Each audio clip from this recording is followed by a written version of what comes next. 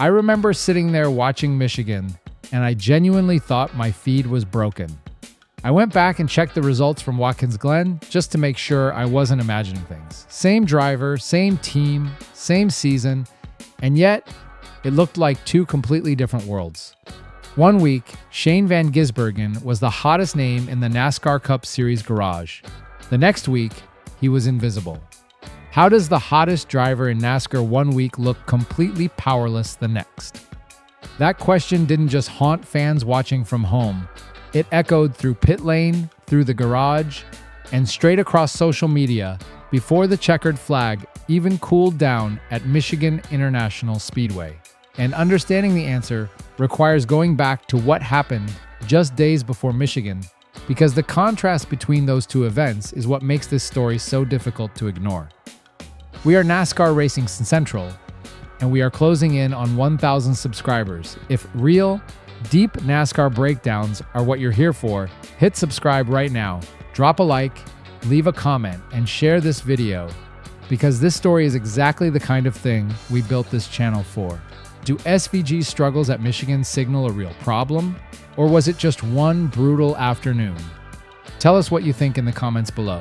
At Watkins Glen, Shane Van Gisbergen wasn't just competitive, he was dominant. It was a statement race to the entire garage. The momentum building around him was undeniable. Media members were openly discussing his ceiling. Fans were getting louder by the lap, and veteran drivers were acknowledging that his oval-to-road learning curve looked unusually steep in the best possible way. Trackhouse Racing's investment in SVG was starting to look like a masterstroke.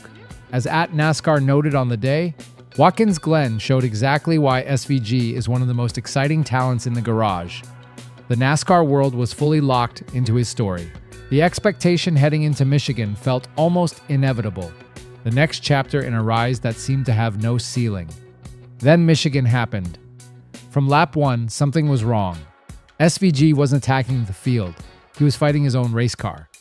The raw speed that had lit up Watkins Glen was simply gone. The balance was gone. Every adjustment the team made seemed to create a new problem somewhere else. Michigan International Speedway's high-speed, high-load demands exposed something that Watkins Glen's road course character had quietly hidden. As at SVG Nation put it, "I'm sorry, but SVG looked faster than the car all afternoon. Felt like he was driving around problems from lap 1. That observation wasn't dramatic fan frustration, it was a technical reality playing out in real time on national television. Then came the pit road penalty, a costly violation that wiped out any remaining chance of recovering track position. At Pit Road Insider broke it down plainly. The pit road penalty completely changed the day. Hard to recover when you're already fighting an unbalanced race car. This was no longer just a tough afternoon. This was a race day, unraveling piece by piece. And then the final blow, with mounting pressure, no speed, and no track position left to work with, an on-track incident ended SVG's day entirely. At Racing Critic made the sharpest observation of the evening. Fans are focusing on the crash. I'm focusing on the lack of speed before the crash. That's the more concerning issue. Pause on that, because that observation is exactly what separated casual reaction from genuine analysis. The checkered flag dropped, and social media immediately started asking questions, not about the result itself, but about the contrast. At Jeff Gluck captured the mood of the entire NASCAR community. SVG looked like a future superstar 1 week ago and looked completely lost today. That's what has everyone talking tonight. At Cup Series News added, last week people were asking when SVG would win again. This week they're asking what's wrong. Two camps formed fast. Camp 1 defended SVG. Every driver has bad days. One race doesn't erase everything he accomplished at Watkins Glen. Camp 2 questioned Trackhouse. Michigan exposed weaknesses that Watkins Glen couldn't. That's not criticism, that's reality. Neither side was backing down. And that friction is exactly what makes this story dangerous for Trackhouse Racing as an organization, because Michigan wasn't just SVG having a bad day. It raised a question that the garage had been quietly whispering for weeks. Can Trackhouse consistently give SVG the equipment he needs every single weekend? The challenge of balancing resources across multiple drivers while simultaneously accelerating one driver's Cup Series development, is enormous. Success changes everything. A driver who exceeds expectations becomes a story. A driver who keeps exceeding expectations becomes a responsibility, one that costs time, money, and engineering focus every single week. At Bob Pockrass put it directly, Michigan wasn't just about the finish. The bigger story is how quickly expectations have changed around SVG. Every result now gets analyzed under a much larger microscope, and at NASCAR Buzz went further. Michigan may end up being remembered as the race that tested SVG's development more than any road course ever could.